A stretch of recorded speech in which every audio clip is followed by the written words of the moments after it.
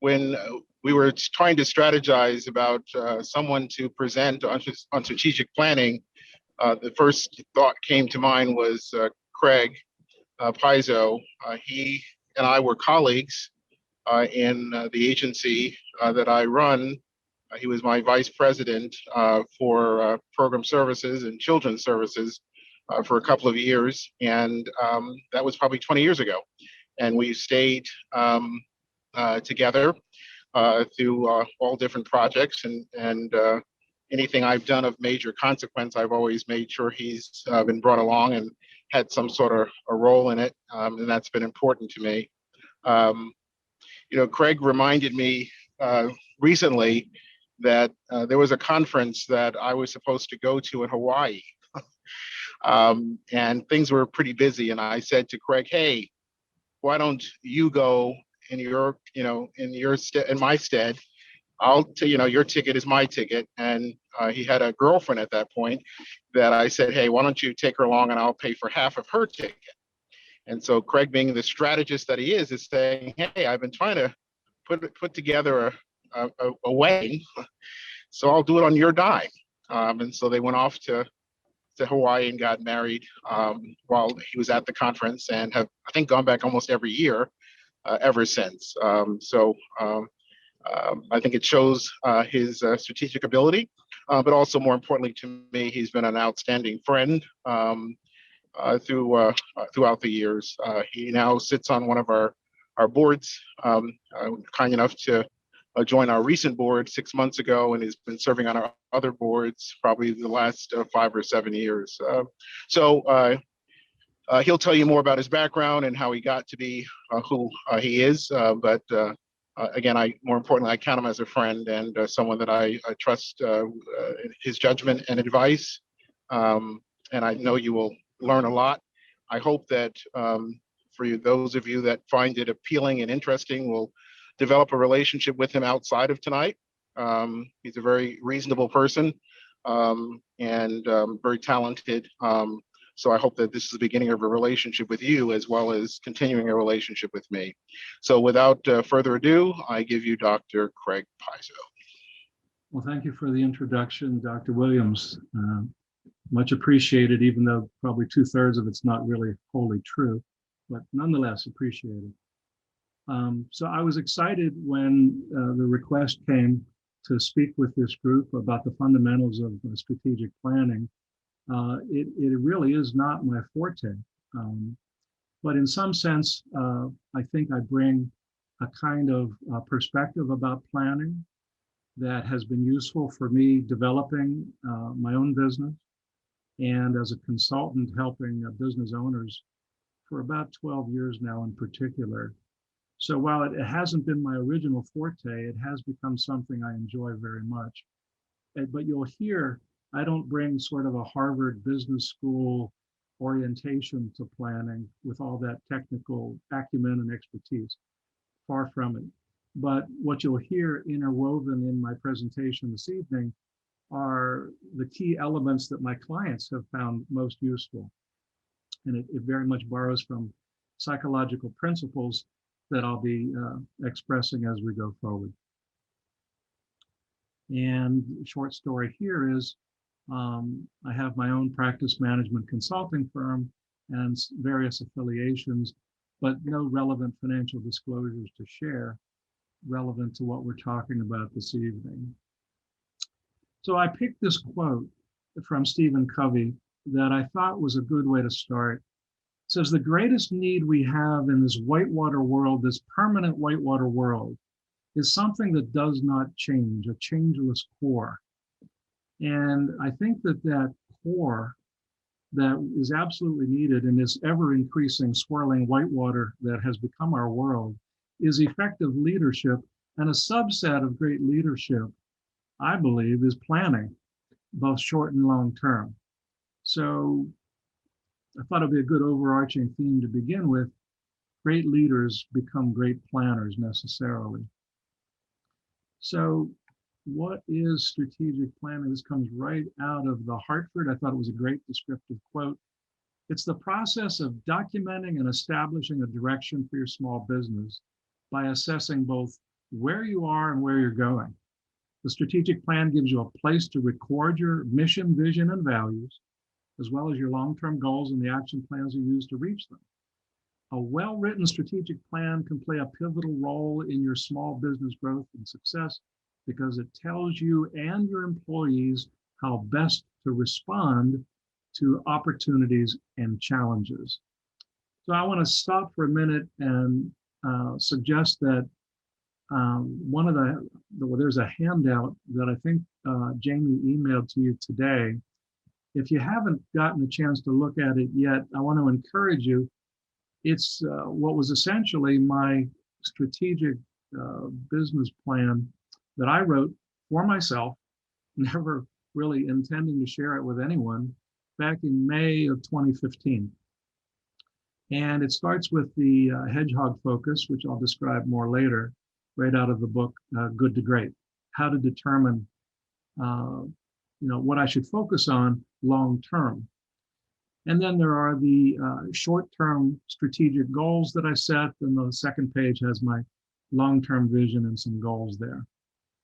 And I'm saying all that to say that that was what I call the heavy lifting at the front end of a business. I think that's the hardest part of building and launching a great business, and the most important part of ensuring that you are successful over the long haul. And it's the heavy lifting because this is where people tend to struggle or not do it well or not do it at all.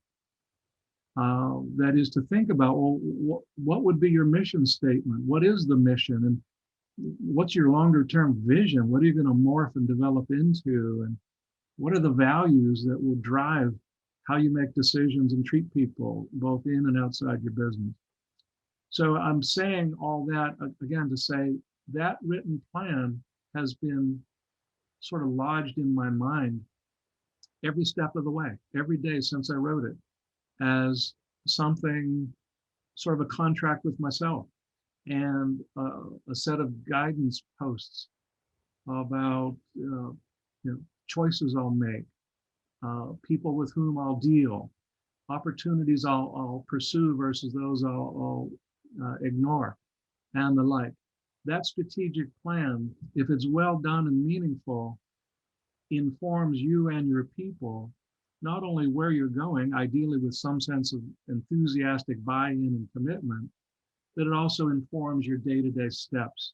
How do you do your job Monday through Friday and weekends as well, to bring you incrementally closer to achieving your longer term intended goals. So I thought this quote was also useful because it's true, a failure to plan is a plan to fail.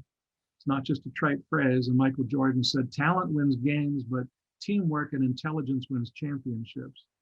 And when it comes to great strategic planning, those two components are required. One is teamwork. Even though I started my own business, I got a lot of input from a lot of people that I thought I could respect and trust both, who would factor into and help me build that strategic plan for myself. And of course, you want to gather around you as much intelligence as you can to build a world-class plan. I also thought this quote was really paramount because it says a lot about psychology and group dynamics. It comes from Isaac Newton's first law of motion. Craig, can you just hold on 1 second? Do you want us to see your PowerPoint while you're doing it or not? Because you'd have to share your screen if you wanted us to see it. I thought I was screen sharing. I don't think so, right, Jamie? No, I can see it. I can see it. Oh, I'm sorry. I guess I'm on the wrong screen. Sorry, Craig. Sorry. No worries. Go ahead. Keep swiping. Story of my life. Sorry. Jamie. Quincy, take a note of that. After this presentation, Jamie, if you'd be so kind, or anybody who requests it or otherwise, please feel free, send these slides out to people. They might be an interesting reference point for the future, especially if you're not seeing them now. Great. I can share them. I'll share them in the chat. I also shared the document that I emailed out earlier in the chat. So I'll do that. But this law of physics is applicable to human behavior, I believe. It's a leap I thought made sense, and that is that an object at rest stays at rest, and an object in motion stays in motion with the same speed and in the same direction, unless acted upon by an unbalanced force. And the relevance of that is people and businesses act fundamentally the same. That is, that unless you provide the leadership that pushes for change, that you're planning to do something different, and you implement that plan to disrupt or interrupt the direction and speed with which you're going, businesses tend to just go on autopilot. Day after day, month after month, year after year, they become the same old, same old. They get in their comfort zone.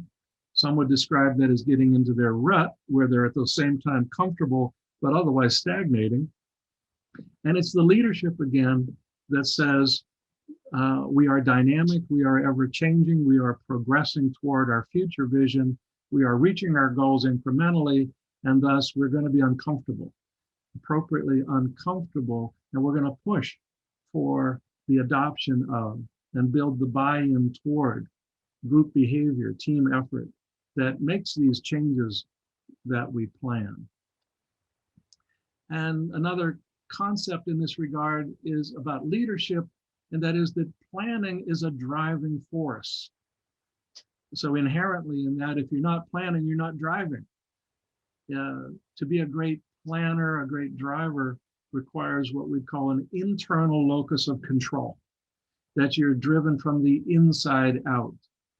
You have this independent spirit. As I like to say in my leadership training, be the wind, not the weather vane. It's a metaphor, of course, but a weather vane has no power. It has no volitional control. It's at the mercy of the wind. But so if you are the wind, you have the energy, and you make the choices, and you influence the direction of others.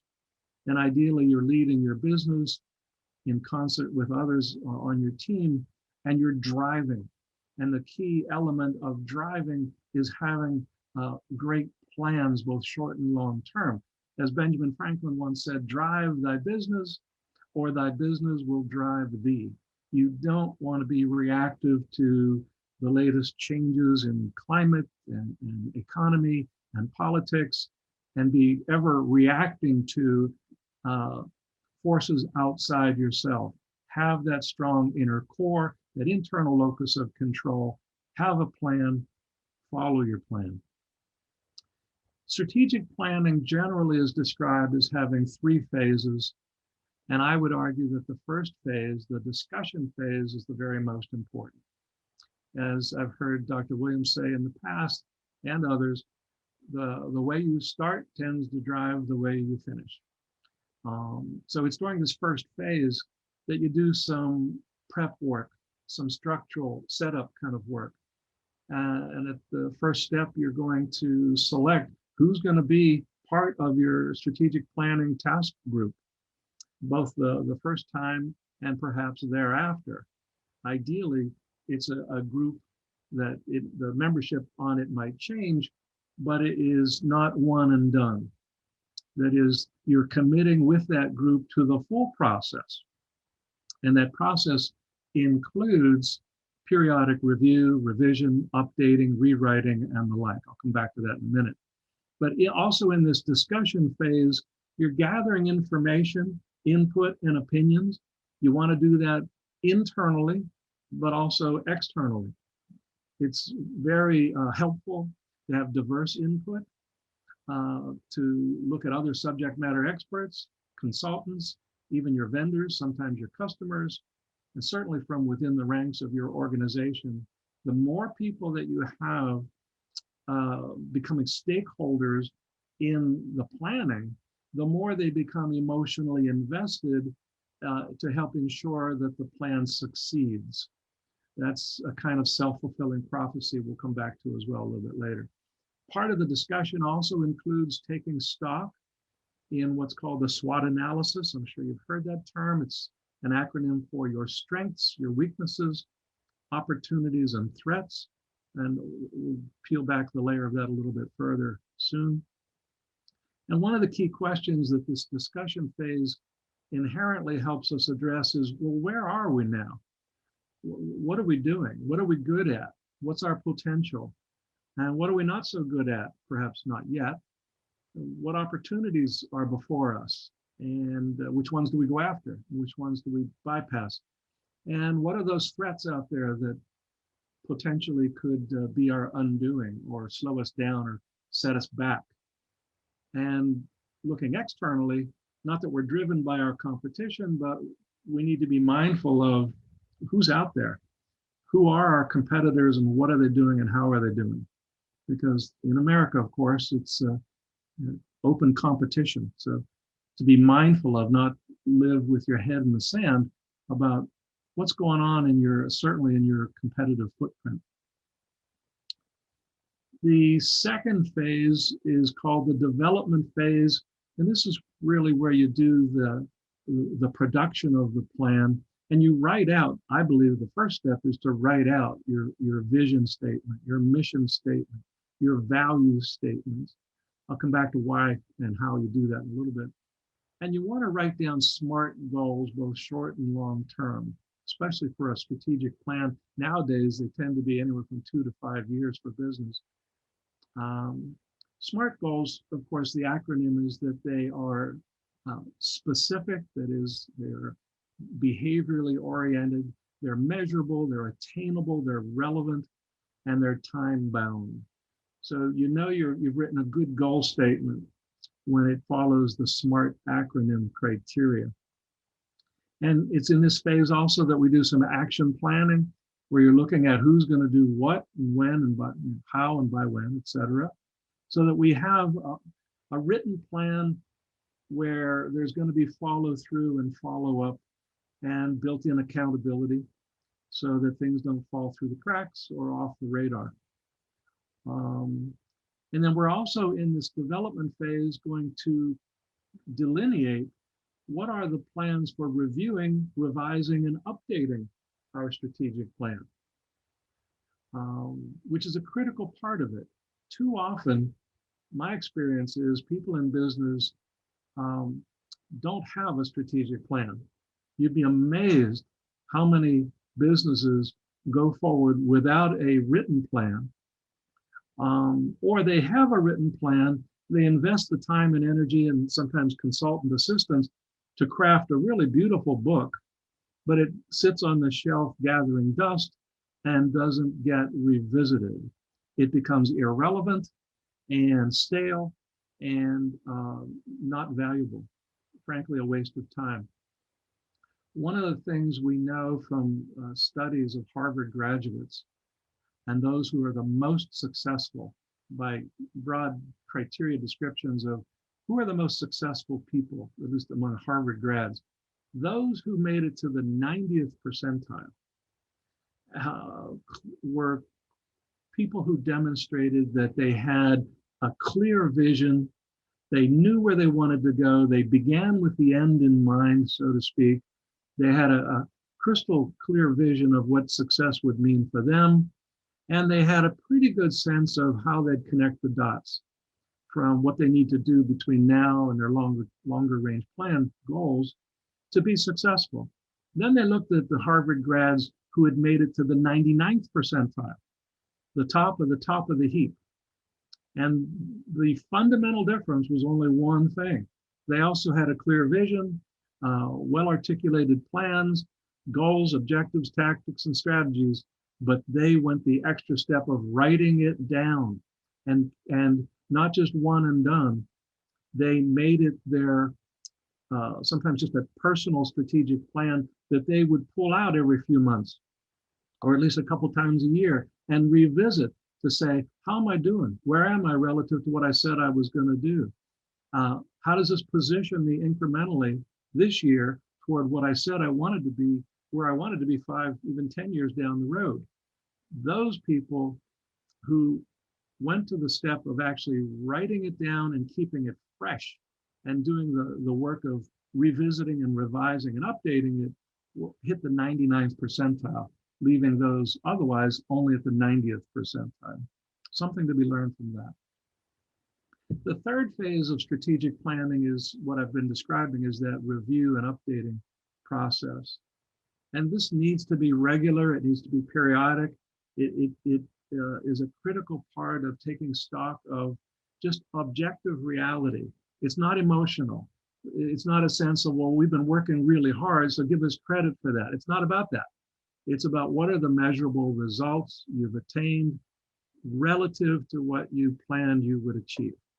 It is what it is. And if you're doing better than expected, great, celebrate. If you're doing below what you planned, don't beat yourself up. Don't be pejorative. Don't be punitive. Simply say, ooh, isn't that interesting? What happened here?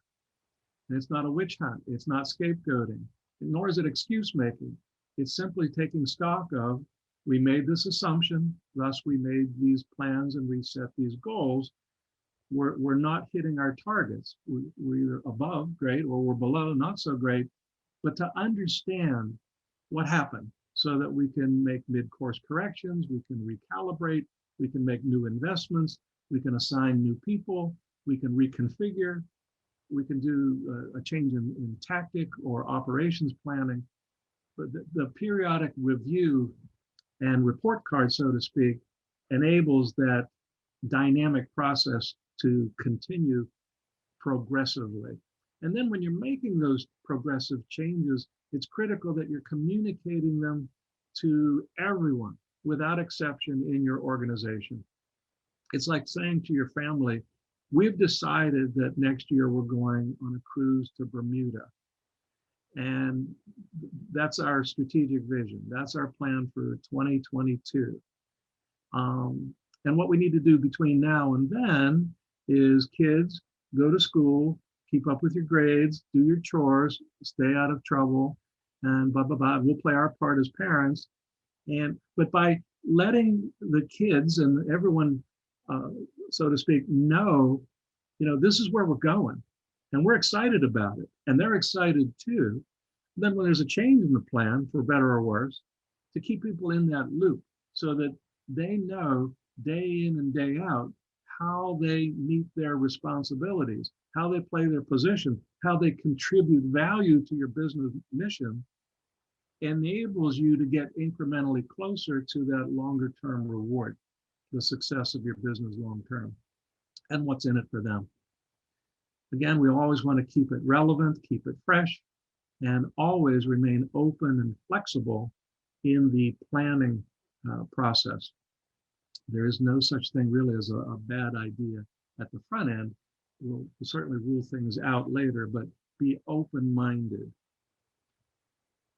So when we're assessing our current business strengths, weaknesses, opportunities, and threats, I think it's helpful to look at further about what that is and why we do it in that SWOT analysis. So why do the SWOT analysis at that planning process? If we take stock of our strengths, it's more than just some trite phrase. To know objectively what your strengths are, put you in a position to build upon your strengths. Sometimes people, they'll make the mistake of overstating what they have, or more often they understate what they have or what they're capable of doing.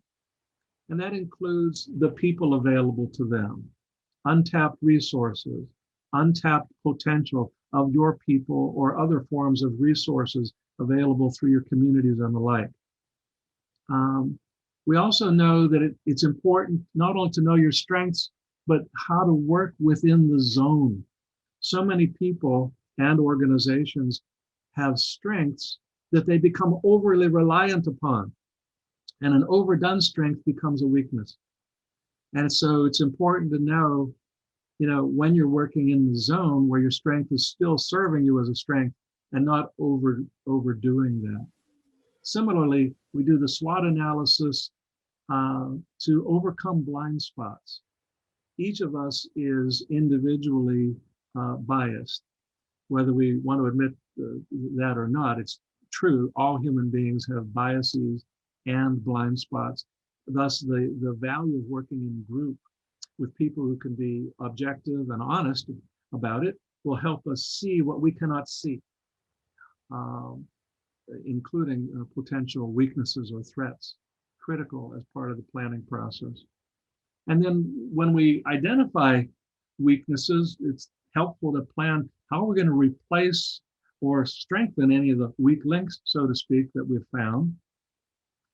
And the goal here is to expand the range of options. It's like going to a restaurant, you know, the more options from which you choose, the more likely you'll find something that you'll eat that'll make you happy, assuming the quality of food is good. We want that in business. We want to expand the range of options available to us, and to then mitigate any serious threats that could be our undoing. And I think that there's a mindset here that I wanted to share. It's from a Buddhist philosopher named Shunryu Suzuki. And the quote is from a book, by the way, called Zen Mind, Beginner's Mind, a classic. And the quote says, "In the beginner's mind, there are many possibilities, but in the experts, there are few." And I think that's critical that we understand what that means for planning purposes.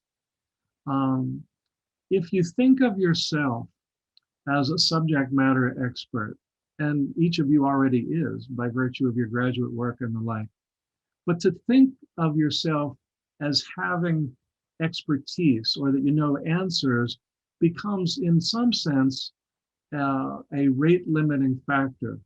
Because in the beginning, when we're trying to envision what's possible, what's our long-term vision, what could we dream of doing? What's really helpful is to be as open-minded as possible, to look at it with a fresh perspective. There's an expression that, you know, if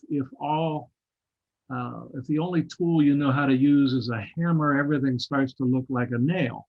Well, that's sort of what we're saying here, is don't be limited to, you know, having a hammer in your hand. In fact, in this context, have no tools in your hand and simply say, like a beginner, I don't know, but I'm open to finding out.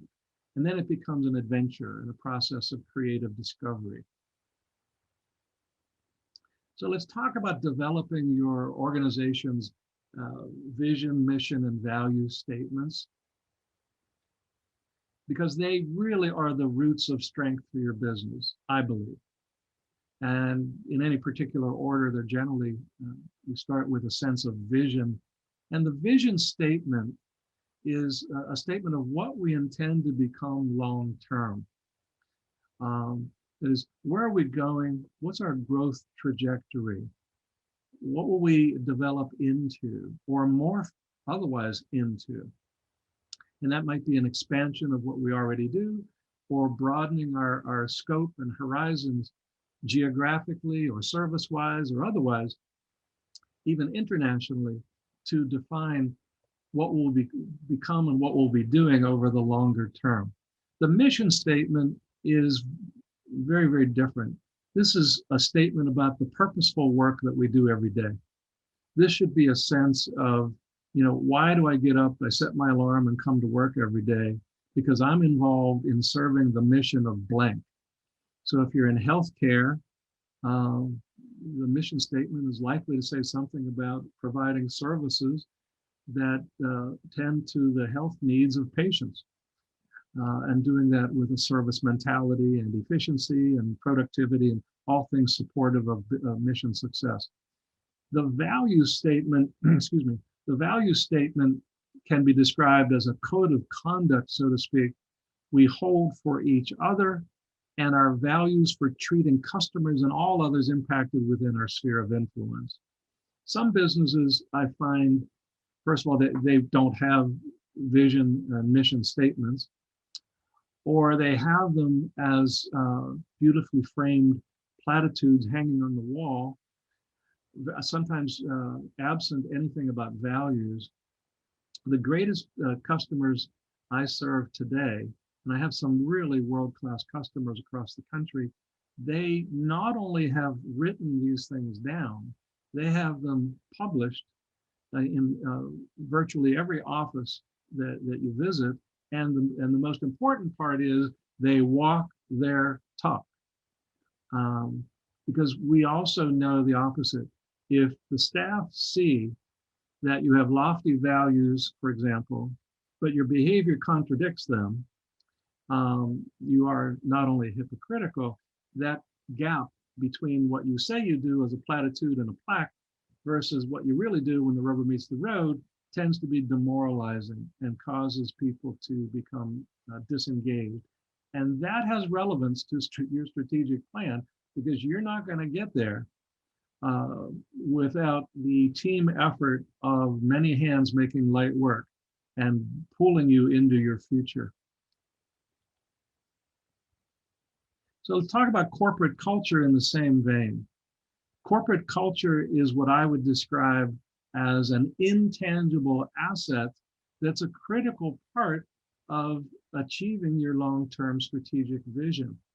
It is your culture that, again, is intangible, but it should be very palpable. That is, when people walk into your business center or offices, they should have a sense almost immediately of the vibe or the energy. You see it in people's faces and their attitudes and how they conduct themselves, how they treat each other and customers or patients. You see it in their service orientation. You see it in terms of their leaning in and being engaged and enthusiastic, or something other. More commonly, you see people disengaged, disheartened, dejected, depressed, burned out, and that is not obviously the direction successful businesses want to go.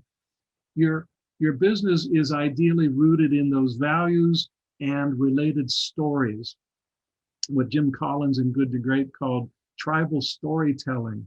You really want to have lots of available stories that people tell enthusiastically about how you've been successful and how you've succeeded, how you lived your values by walking your own good talk, acts of heroism and courage, or just good humor to lighten the mood. But lots of stories that in the aggregate tell people, what's your story, so to speak, what makes you tick, what you value, and what the values are that drive how you conduct yourselves as a business.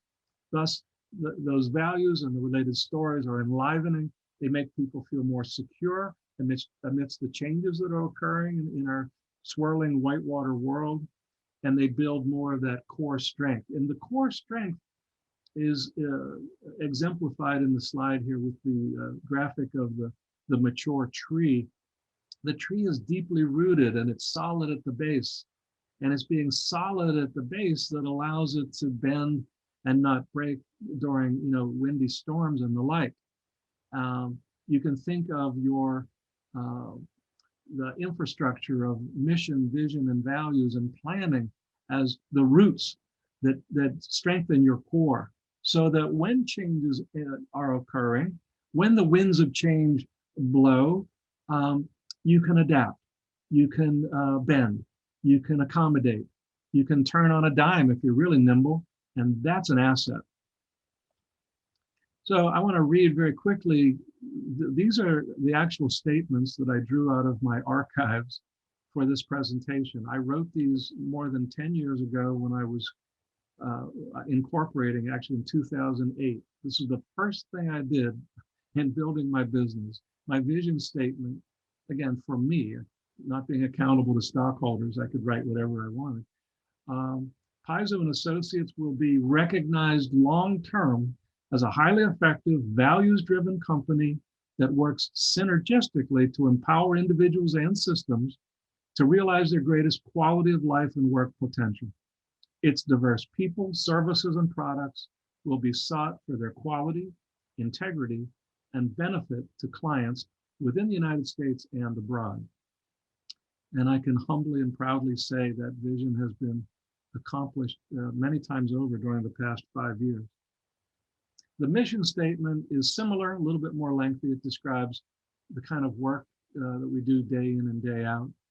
The company provides a wide array of psychological and business services and products that are intended to empower individuals and systems to realize their greatest potential, quality of life, and work experience. Organizational development services include consultation, keynote presentations, executive coaching and training, while psychological services include evaluations, psychotherapies, case consultation, clinical supervision and training, and personal life coaching. All activities are geared toward one overarching goal: empowering transformation. That's the tagline on my business card. Empowering transformation means I work to help other people reinvent themselves toward their better potential as individuals and systems both. And my value statement is that we are a values-driven, results-oriented company that strives to empower individuals and systems to realize their greatest potential. It is committed to demonstrating integrity, trustworthiness, and competence through its services and products. Its highest ideals are realized when assisting its clients to live and work successfully with increased liberation, health, and prosperity.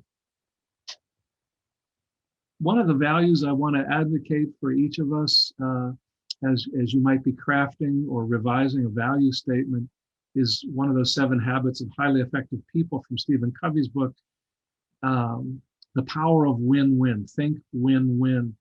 And Napoleon Hill has a quote about that from his book, Think and Grow Rich. He says, "It is literally true that you can succeed best and quickest by helping others to succeed."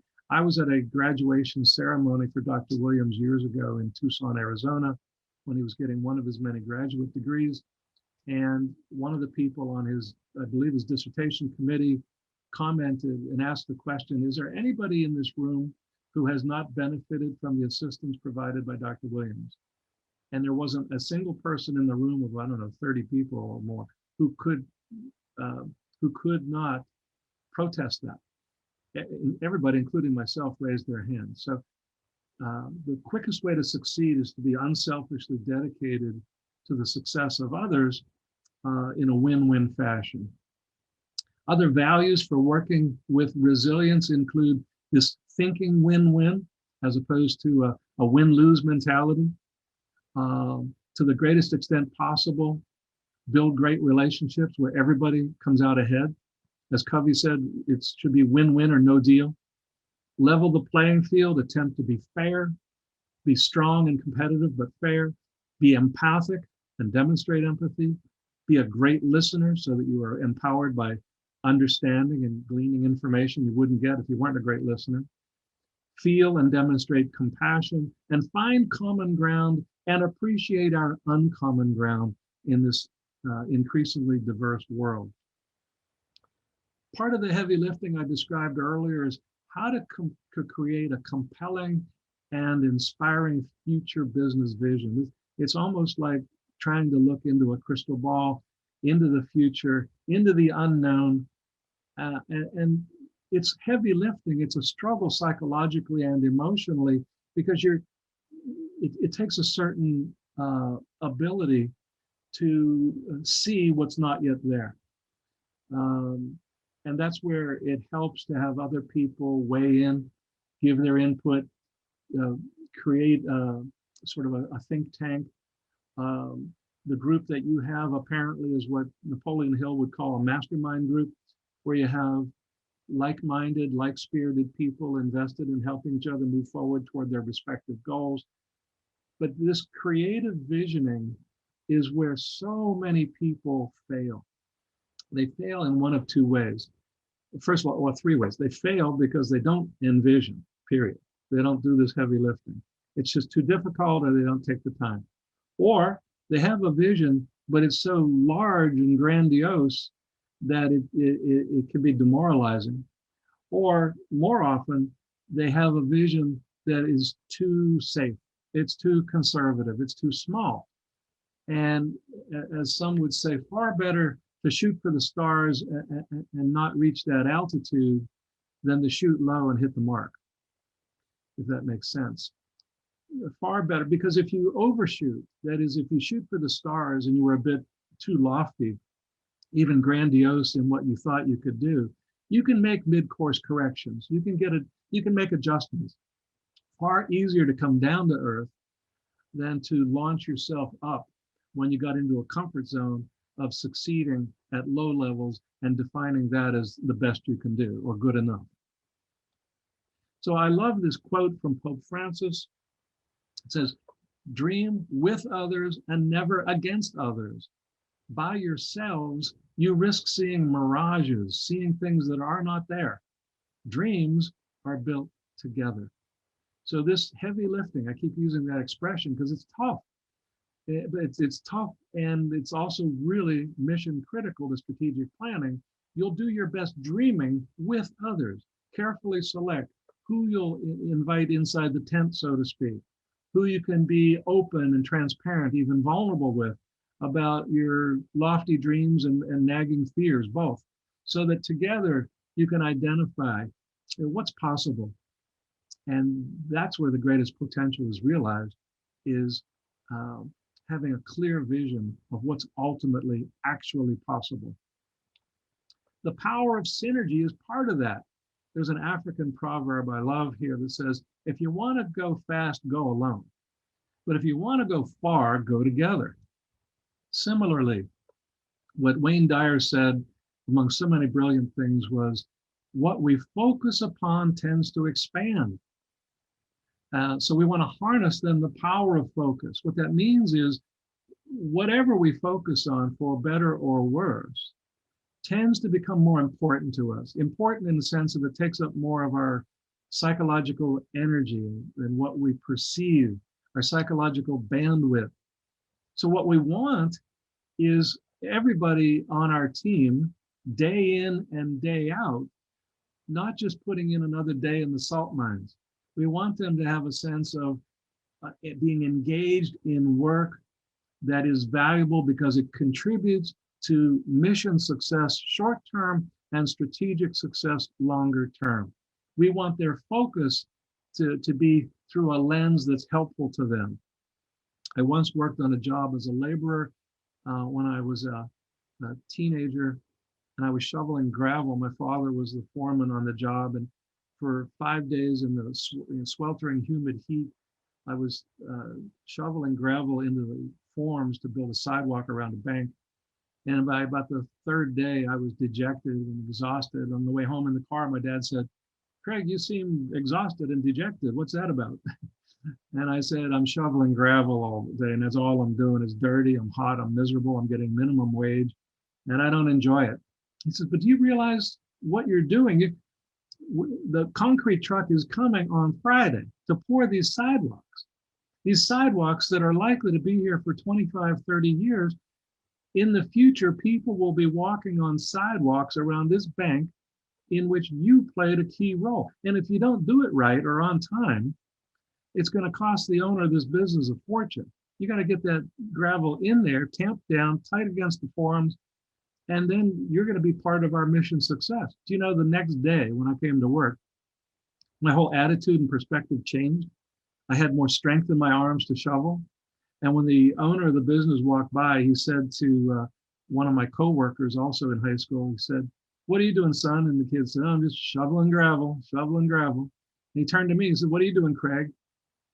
And I said, "Mr. Dodd," the owner of the business, "Mr. Dodd, I'm helping to build your bank." He smiled and I smiled, but we both knew that I was engaged in something that was a little bit different and more enthusiastic than simply moving gravel for 8 hours. Because our perception defines our reality. Another quote from Wayne Dyer: "When you change the way you look at things, the things you look at change."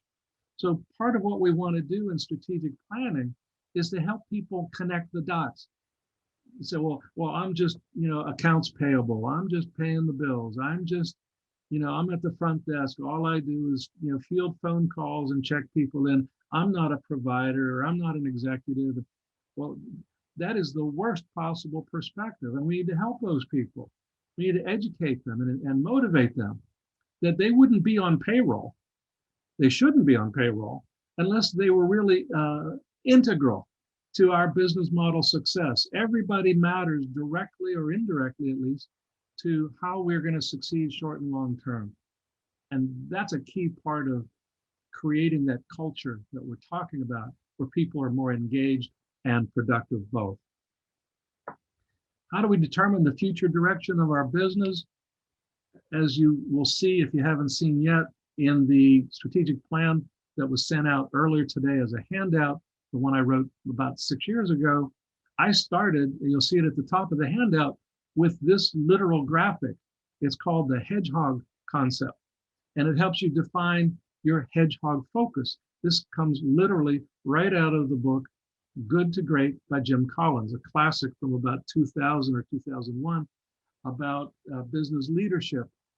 This has been an incredibly helpful tool that I've used with people for a couple decades now, helping people define first, in the first circle, what are you deeply passionate about? You could say that as an individual or as a business. What is your business passion?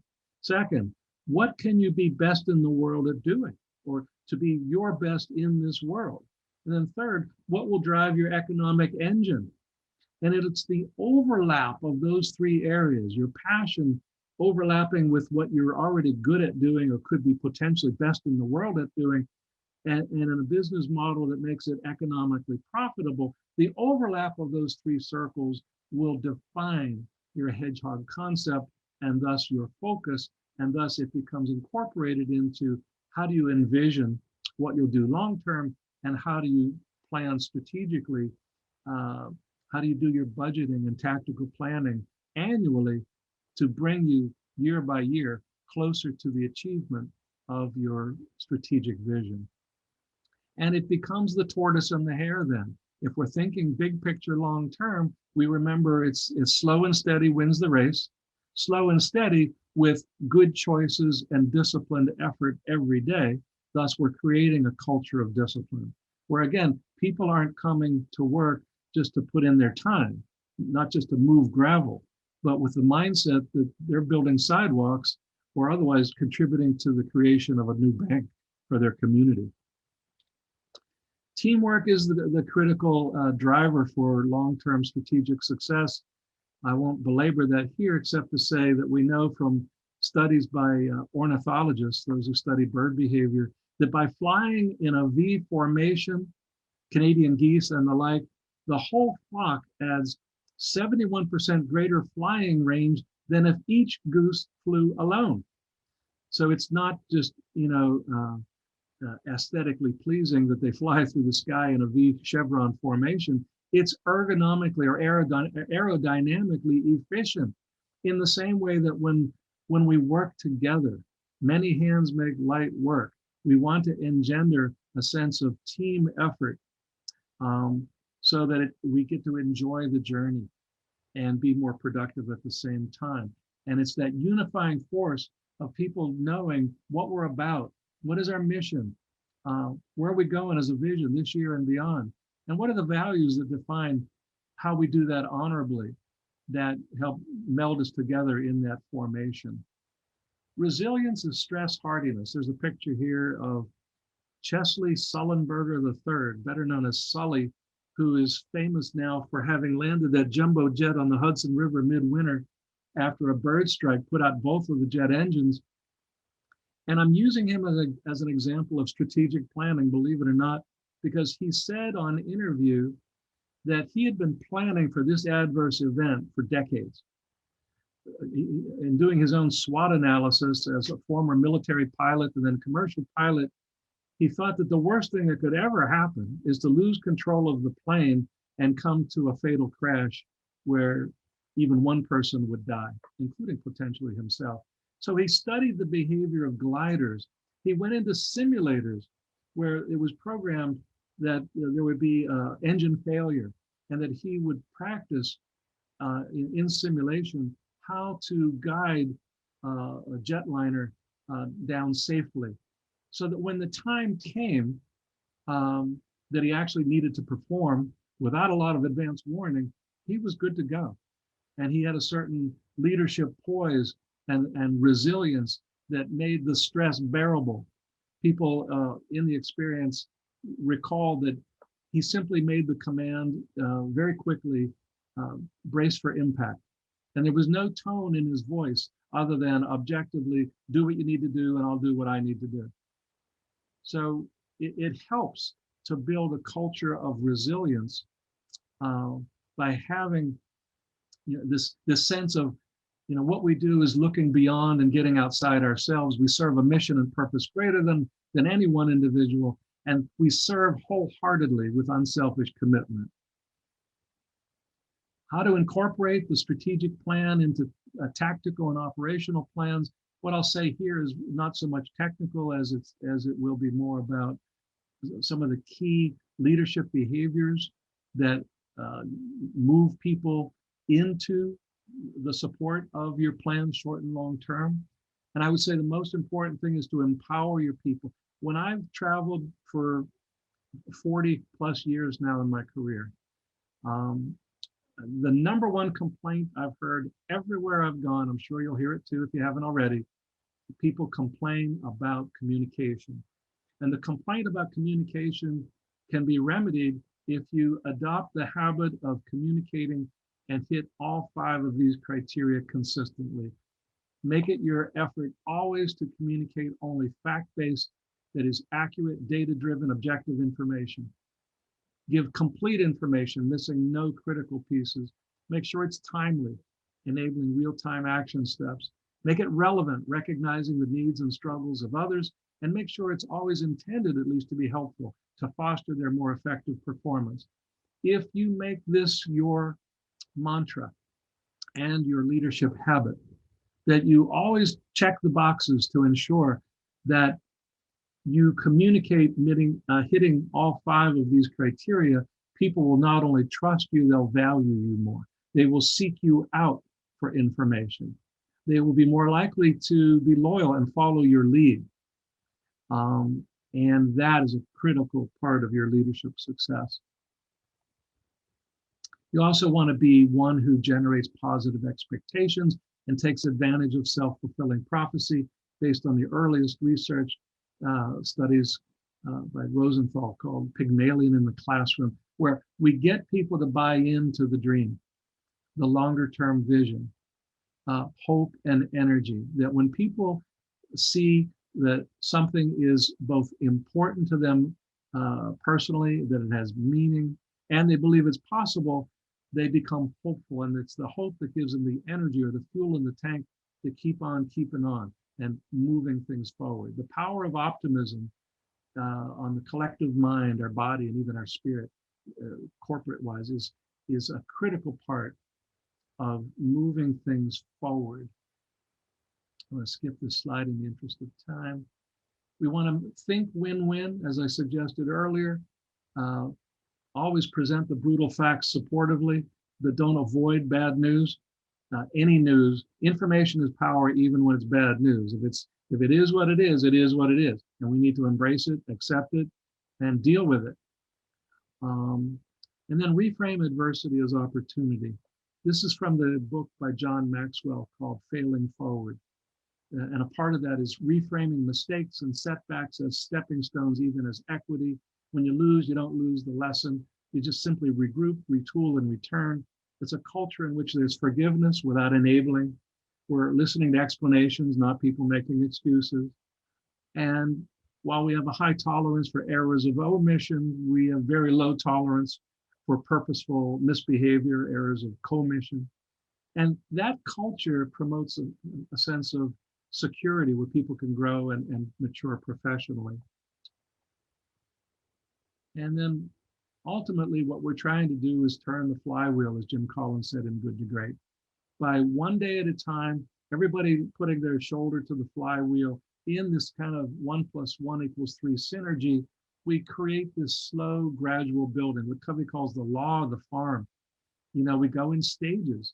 You start out by tilling the soil and removing the stumps and then planting the seed. And ultimately later, there's a harvest time in the fall. We don't skip stages and we don't skip steps. We are methodical, we are strategic, and we are patient. We maintain faith, we are persistent, and we remain hopeful and thus energized. So to wrap up, the strategic planning tips that I would want you to remember in particular is ask for input both inside and outside of your organization. Two heads are better than one, so to speak. Elicit buy-in with shared passion and commitment. The more people who are invested in the plan succeeding are more people who are going to vote with their feet, so to speak, and contribute to being right about predicting its success. Write it down, be among those Harvard grads at the 99th percentile, not simply the 90th percentile.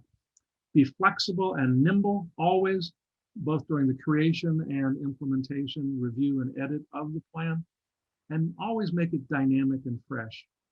Something that's integral to how you do your business, and talk about effort, and even doing performance review. Even during the hiring process, during those interviews, talk about where you are, where you're going, and what you expect in terms of value and performance. And I didn't leave a lot of time for Q&A, but nonetheless, I am open to any questions you might have at this time. For those willing to hang in there with me, I'm certainly more than happy to hang in there with you.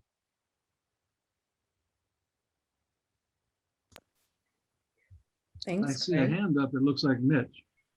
Yeah, I would just say I appreciate your presentation. It summed up so many important points that I know I learned in life, but also were presented in a variety of forms in our doctoral program. And you've sort of inspired me to get more focused on my work, because I've been awfully distracted with a few different projects going. And so I appreciate very much you tightening up my thinking through your tight presentation. I appreciate it very much. Well, and again, at the risk, now keep in mind, I don't work for Dr. Williams anymore, so he can't fire me. But there was a time when he could fire me. And one of the quotes that's in my head indelibly was he said, if you don't have a plan, you're going to work for somebody else who has a plan. See, Dr. Williams doesn't realize I remember everything he ever said. Most of them were good. If you don't have a plan, you're going to work for somebody else who has a plan. So I learned from him like 20 years ago that it's time to take charge, provide personal leadership. And that's what ultimately allowed me to go into private consulting, initially with a partner, then in 2008, entirely out on my own.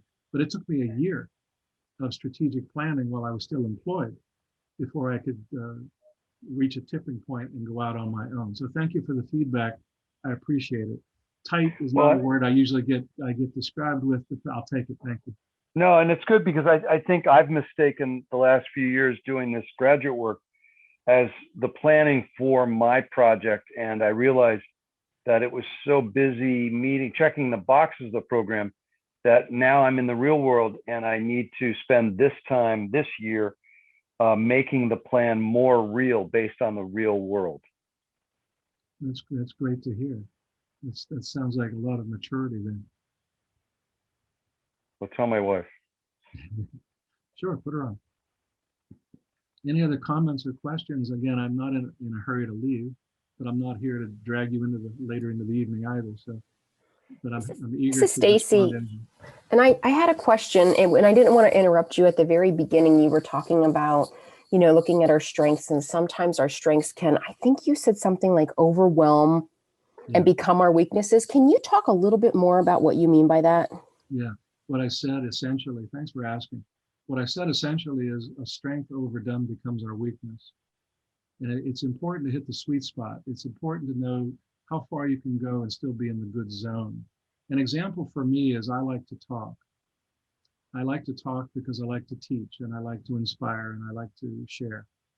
But if I talk too much, then people get put off. So my strength is my gift for gab. My weakness is gabbing too much. So I need to know when to say when. You can apply that to any strength. As soon as you overdo it, it will be to your detriment. Know when to say when. That's great. Thank you so much. You're welcome. Quincy has a hand up. Yes, please, Quincy. That was a great presentation. I have a question from the consulting side. So you get called in. Recently, I've been called in to work with organizations, for-profit organizations, and they want to launch like a nonprofit line, but their strategic planning isn't where it needs to be on their for-profit side. And they think for some reason that if they if they start a nonprofit and they can write some grants, and they'll be able to close some of their gaps. When I can already see from their lack of strategic planning that it's just going to be more of a headache for them because they don't have the capacity to do what they're trying to do on the for-profit side, and eventually they're going to cross some thresholds that they don't really want to deal with. So what is your advice when you're working with someone and you see that they're trying to do too much? Yeah, well, that's a great question. I get that a lot, and I think there's an art to responding to those types of challenges, because there's the content of what you want to tell them, what you think they need to know, and then there's a process of telling them so that they can hear it and accept it. And as I like to say, process always trumps content. It's not enough. When I was early in my career in the corporate world, I relied too much on content. And I thought, if I know the answer, then I just will speak the answer, and being right will give me authority. And boy, was that wrong, because I didn't appreciate that process trumps content.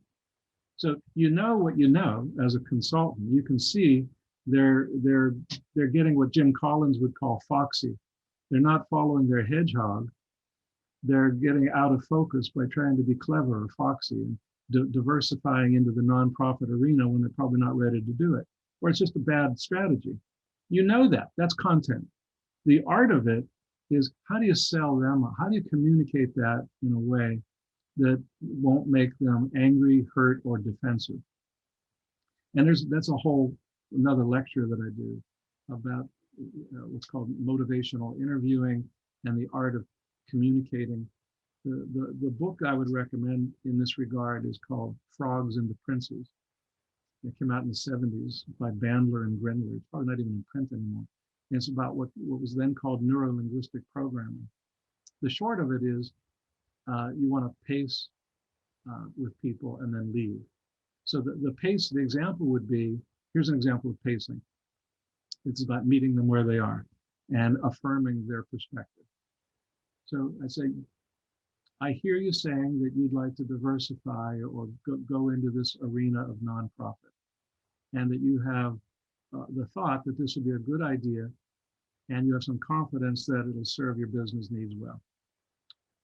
Transition. However, while I appreciate that, then you start giving data or other comparative analyses or references that say, here are the reasons why you're probably not ready, or it would be ill-advised, or while you're certainly, it's your company, you'll do what you choose.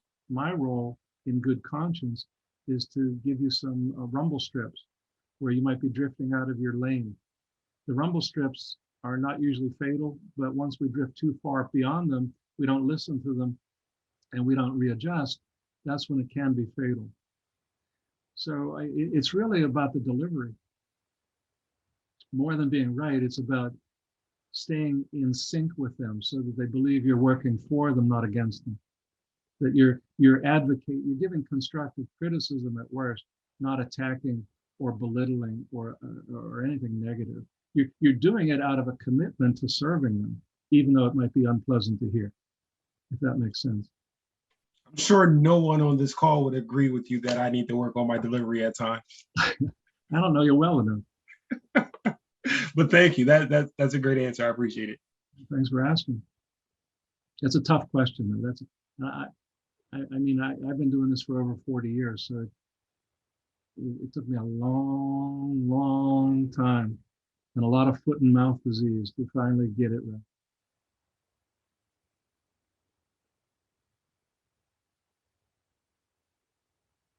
Any other questions or comments?